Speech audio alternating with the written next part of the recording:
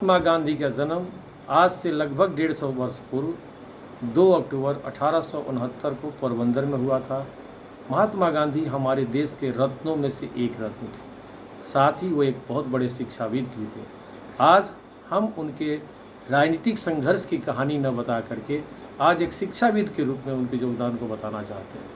हमारे देश में राजनीतिक संघर्ष, देश की आज़ादी में उनकी योगदान तो बहुत है, बहुत कुछ किया उन्होंने देश की आज़ादी, लेकिन साथ साथ उनके सत्य आंदोलन और अहिंसा की जो मुख्य आधार थे, इसके अलावा जो उन्होंने देश की शिक्षा के शैक्षणिक जो आधार बनाया है उसका पूरा 10 पॉइंट थे, 2 मेन आधार उन्होंने दिया है जो हम सब के लिए प्रेरणा के स्रोत हैं।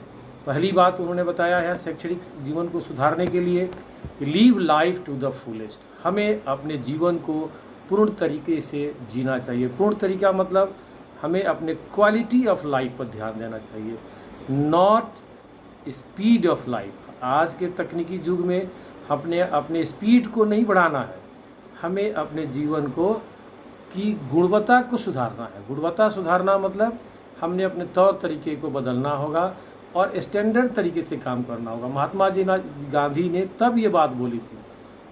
तो पहला शिक्षा हमारे लिए है कि live life to the fullest, यानी जीवन को पूर्ण तरीके से जिए, ये महात्मा गांधी ने बताया था।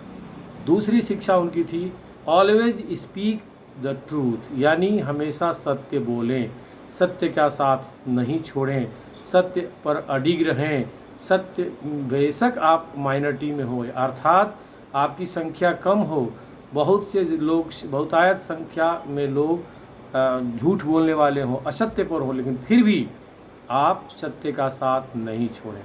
तीसरी शिक्षा थी उनकी let the change begin from you, अर्थात परिवर्तन की शुरुआत खुद से करें।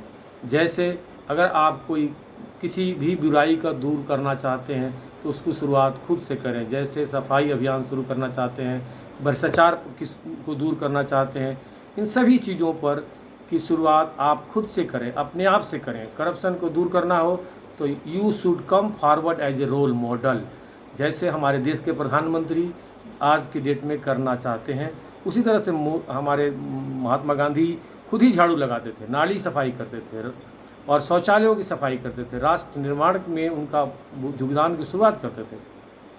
चौथी शिक्षा थी उनकी बिलीव इन लव, प्रेम में विश्वास कीजिए, आस्था रखिए।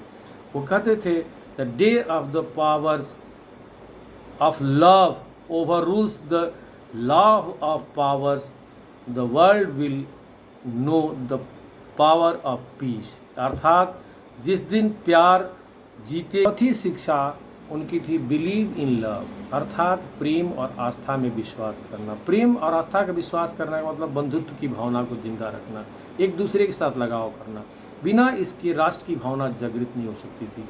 वो ये कहते थे कि एक दूसरे के साथ लगाव रखना चाहिए, किसी भी रूप में प्रेम की भाषा से ही दुनिया चलती है, और जब तक हम एक दूसरे के साथ जुड़े नहीं रहेंगे तब तक से हम देश हमारा मजबूत नहीं हो सकता है। पांचवी शिक्षा थी उनकी थिंक बिफोर एक्ट, अर्थात करने से पहले सोचें। जब कोई काम करने चलते हैं तो पहले उसको प्लान करें, उसके प्रपोजल बनाएं और उसके ऊपर तब तो करें। ये बोलने से पहले भी सोचें और करने से पहले भी सोचें, ये उनका एक प्रोग्राम होता था। तो पांचवी शिक्षा थी ये। उसके बाद छठी शिक्षा थी उनकी लीव टू लर्न, या अर्थात लर्न कर जिंदा रहने के रहिए, किसके लिए? सीखने के लिए। लीव टू लर्न मतलब जिंदा हैं आप केवल सीखने के लिए। तो उसमें 2 चीज़ महात्मा गांधी की शिक्षा थी, live to learn, if you learn मतलब कि आप एक एक मोमेंट को जिंदा रहना है आपको, तो ऐसा जिंदा रहिए जैसे लग रहा है कि कल आपको मरना है।